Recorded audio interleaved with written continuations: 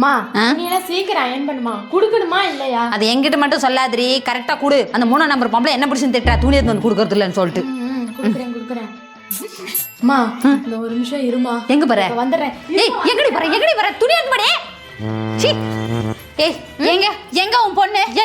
என்னம்மா என்னம்மா துணி எதுக்கு அவட்ட கொடுத்து அனுப்புற? ஏன் அவதான் எடுத்து போய் எல்லாரும் வீட்டுக்கு கொடுத்துட்டு வரா, நான் அயன் மட்டும் பண்றேன்.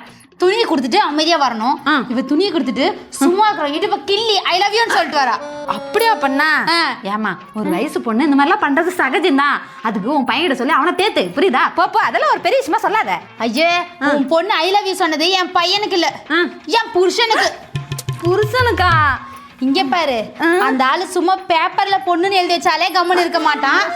இதுல இவ இப்படி எல்லாம் பண்ணிருந்தா வச்சுக்கோ, இன்னொரு 2-3 நாளைக்கு அவட்ட துணியை கொடுத்து அனுப்பு. அடுத்த 4வது நாள் நீ பாட்டி ஆயிடுவ. பாட்டியா? பார்த்து ஒழுங்கா நடந்துக்கோ. இனிமேல் அது நீ துணி கொடுக்க வர வழியே பாரு. அடி பாவி, போய் துணியை கொடுத்துட்டா கிணத்துக்கு இடுப்பு பிடிச்சிக்கிட்டு